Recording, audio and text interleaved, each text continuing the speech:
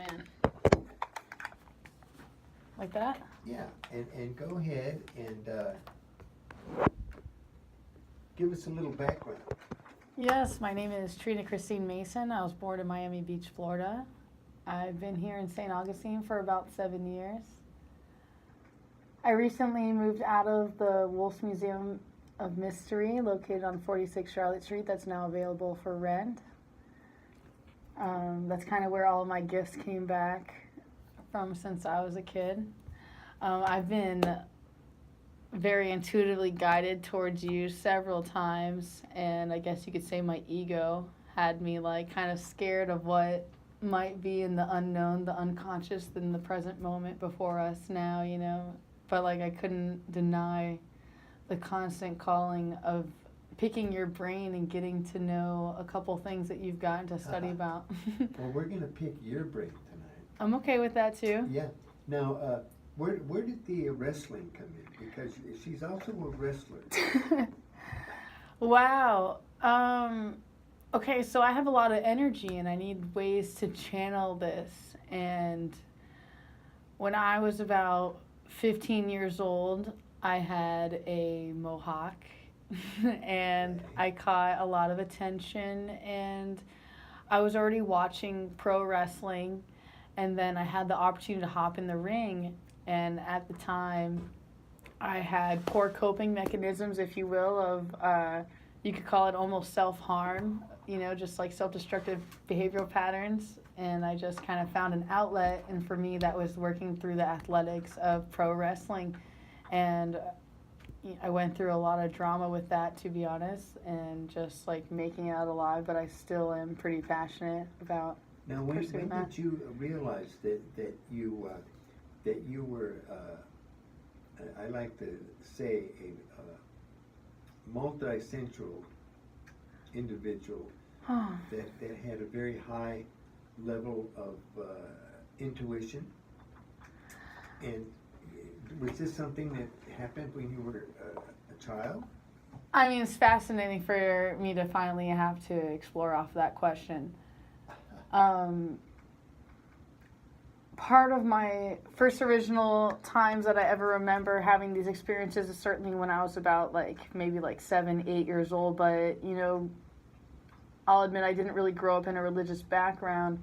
And just like the people who were around me they kind of rejected like these spiritual gifts working through me, and I just couldn't deny the presence, you know, and just kind of ended up having that's a big responsibility, you know, and especially when you have the gift of being able to look around the corner at the unknown or unseen and be able to pick up the frequency and be able to predict.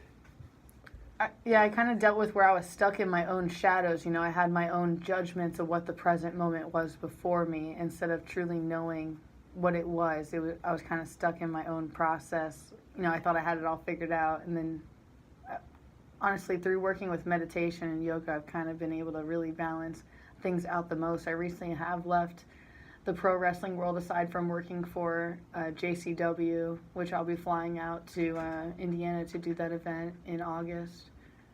To where? In Indiana. It's at the Gathering of the Juggalos. Juggalos. It's connected to Juggalos. Yeah. I'm one of the only juggling juggalos. I work for the Insane Clown Posse. It's a music group that uses, I guess you could say, demented terminology, music that kind of brings the collective together to release their anger. It's like therapeutic music. It's called horrorcore type music, but unless you know the background story of who they are, you wouldn't really understand their gimmick or their joke or what's going on with them. So, and this is in Indiana? Yeah, that's where the event's going to be taking place. Wow. So, are you pretty much a freelancer right now?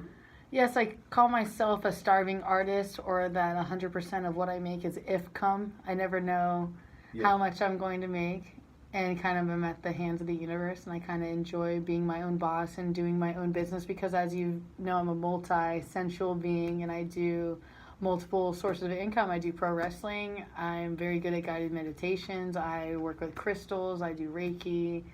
I mean, I don't really like labels. You know, some people call me autistic, or there's been other more harsh words like the R word I could say, but you know, I'm just myself. I'm Trina.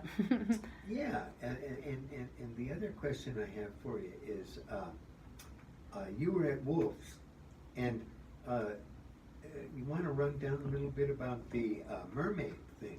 Yes, absolutely. So when I grew up, I guess you could say I would identify more so that I'm on the spectrum. I haven't been officially tested, but I would identify as being like an Asperger's child. And so the water was kind of like my place of like being able to fully stimulate like my hands and my feet. So I finally had a release. And then the mermaid thing, like I could really hold my breath. So I had someone who actually reached out to me on YouTube who had promoted me to like go get a mermaid tail. And through doing that, I realized that like I really wanted to take this seriously. So I invested more money. Like the first tail cost $400, and then the next tail was $3,000. And I decided to take it serious. It's like a prosthetic that's made for free diving in the ocean. And I kind of finally got myself to 3 minutes of being able to be underwater. And then I bought a mermaid tank. You know, I had a fantasy or a vision that like I was going to be able to perform and show off my underwater skills for like disabled children or go to hospitals, or like I don't even know what I was thinking at the time. But Well, you know, it seems like Disney would be an ideal place to be able to manifest. I mean, maybe if I was their character Ariel, you know, there's a lot of shadows there. But I'm just really myself. It just kind of something that just happened on accident. It was kind of like a sport or an athletic that ended up being very therapeutic for me, and just kind of helped me channel my energy. And I mean, I have like a long story, you know. I mean, I kind of fell in love here in the city, and that ended up turning out really bad. But I did end up with 2 amazing jobs working at Fernandina Beach, Amelia Island, being a mermaid there as Princess Augustina and connecting with all the children and making them believe, versus also working at Ripley's doing like a thing for Oddtober, bringing my pet possum and educating the community. Oh, you've got a pet possum? I own a rescue called Possums for Pets Not Stew. The possums, unfortunately, like they live about 3 years. You know, so like they come and go. Yeah. I haven't really had a possum in a while because, yeah, it kind of breaks your heart to have to let go so many times. But yeah, I've had a few of my favorites: Templeton, Spooky Tree Flower, Little Wolf. You know. Wow. Let me ask you this: what in your process of being able to kind of look around the corner and be able to prophesy, I guess is a good word. I understand. Yeah. What do you see coming up in the U.S.? In the United States of America? Yeah. Or had you bothered to do one of those? I haven't held the space that big because what's been revealed to me about the global consciousness has kind of just really shook me back. So what's going on right now, Bill? So they built a thing called Q, is what I would call it. Q is connecting Twitter, Instagram, LinkedIn, Facebook. It's connecting all these artificial intelligences together, and then they're using Edward Bernays' tactic. Edward Bernays is Sigmund Freud's brother-in-law, and he wrote a book called Propaganda. That's why that book's so like taboo. He talked about how you use the power of sex, fear, and the power of suggestion. And so they're kind of using that, manipulating people's divine will through the AI. Like Facebook came out with a video themselves that talked about, well, what they did is they showed all people all happy stuff on one news feed, and then other people they showed all sad stuff. And then they were laughing about how like suddenly everybody was posting all sad stuff if they were shown the sad stuff. But of course, it's like Clockwork Orange. Like all this stuff is written by Aldous Huxley, or like I just kind of see these things that I'm just like a witness to everything. I'm just holding space. Let me ask you something. How old are you? I'm 27 years old. 27, okay. Or we could say 2,733 lives old. Yeah. Well, that's good. I mean, you mentioned a few names there, Aldous Huxley. Oh, yes. I mean, you'd be surprised how very few people nowadays even know who Huxley was. Stop, you can make me cry. I know it because I live it with people my own age, and like even people who are older. And honestly, when you try to tell them this stuff, nobody wants to hear it, and it's really, really painful because I guess I'm an empath and I just feel for the whole collective because I understand that he couldn't publicly say that he created it or he was of it, but that was his way of saying, like, hey, in this 1957 interview, like, we're going to control you through chemicals and through artificial intelligence. And it's kind of brilliant if you pay attention to the Georgia Guidestones and everything, that like everything is very perfectly in synchronicity and equal energetic exchange, but at the same time it does have to kind of freak you out, when they showed us the TV show Transformers, like they're literally making transhumanism like a real thing. Well, yeah, I've got a lecture by Huxley. Do you? That, on CD that he did in 1962 at the University of Santa Barbara. I gotta say, I'm clairaudient, which means that I hear stuff, and I hear Alex Collier. Are you familiar with him as well? Who, Alex? Collier, Collier. No.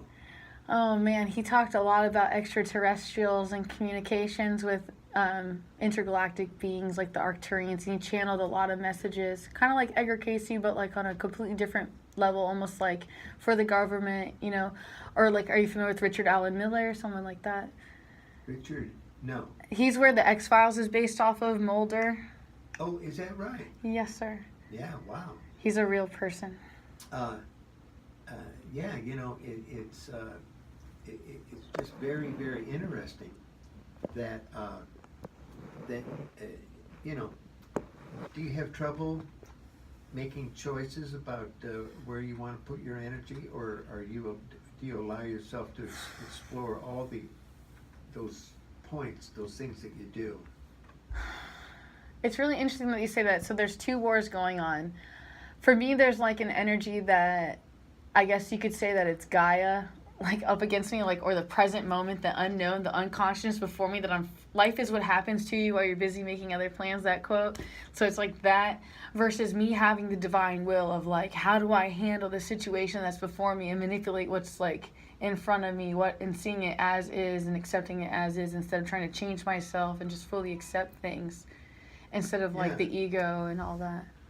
Yeah, well, that is, it sounds like you've got a background, you mentioned meditation and yoga, because that's, that really hits home for those people. I mean, well, it's funny that you said the word home.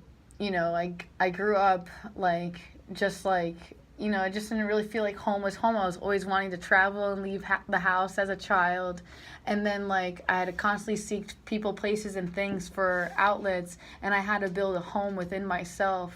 And the only way that I have done that is by, like, fully accepting myself and doing, I went to the Amrit Yoga Institute out in Silver Springs, and just, like, being around this person, and it's called Shaktipat, like, where his energy transference, just by him being around me, transferred me the energy, and I was able to see a different way of being.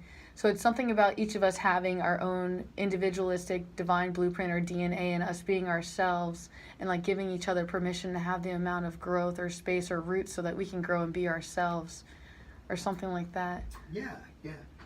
I know that here recently I asked myself a question,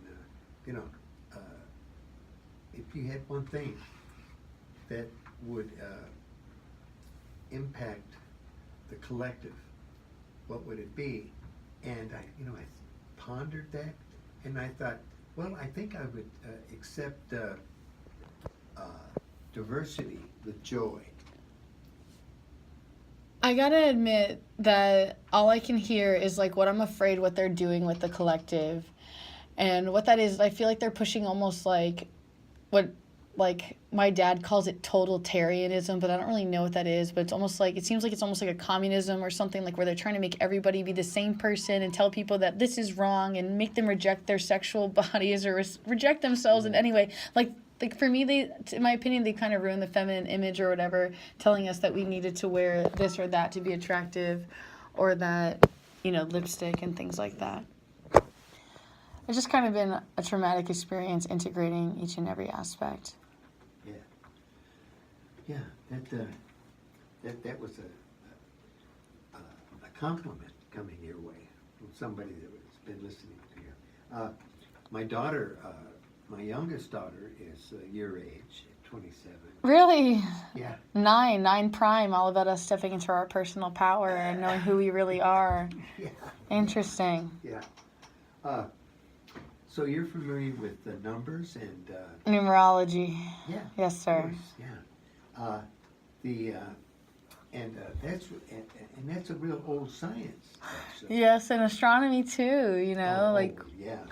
There's so much you could call it almost witchy stuff. Like for example, there's like certain establishments in town. And like the geometry and the way that things line up. I couldn't not see it, and I don't know if that has to do with my like ancestral inheritance of like the stone in my bone that I can't forget the phantom DNA, but I just feel it, and I can't not just be like fueled by it. I couldn't help but leave Miami and just I've been here 7 years. I can't stop. I've been all over the world. This is like home to me. Yeah, and that's what I felt like when I moved here. Let me ask you something. How did the Asperger come up? Oh, dude. It's so funny that you say that. When I was a child, they tried to put me on prescription drugs. Like the second grade teacher tried to manipulate my parents and say, oh, if your daughter was a diabetic and you didn't believe in insulin, would you not give her medicine? So they manipulated them into ADHD medication. So there I was forced to be upon like Depakote. Like I had breathing problems, so I was on albuterol, Adderall. But I remember Adderall being my last medication because I remember feeling like, or realizing that it was basically crystal meth and that my body was addicted to it. So I stopped it cold turkey. But I was like a really young kid. I was like 16 years old. I didn't understand what withdrawal was, but that's what was happening. Like my hands were shaking and all this stuff was happening. And I called the ambulance. And then my mom kind of got mad at me because, obviously the hospital bill and all that. Oh, yeah.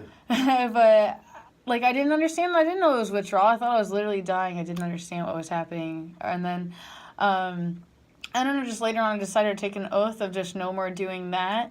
And then just, like, kind of doing my own therapeutic outlets, like art and YouTube or things like that. And it looks like you've healed yourself real well. But only by integrating it, I became a Reiki master being here. There's a lot of tools, that I used that really, really helped me heal. I've never been officially diagnosed as Asperger's, and honestly, after seeing the movie Gallica and knowing the way that the universe is going, I wouldn't want to be in the healthcare system documented as being any type of illness, personally. But I do identify strong with ASD, especially for females, and masking and just mirroring. My whole life I've been an actress, and I've been able to just do all these great things, but they do have a lot of shadows too. There's a lot of traumas, I smile and a lot of people don't know that I'm really suffering or I've been through stuff, but they also don't know the price that I paid for that, but also the great strength that came with being able to help other people through that. Yeah, that is absolutely wonderful that you've been able to do that.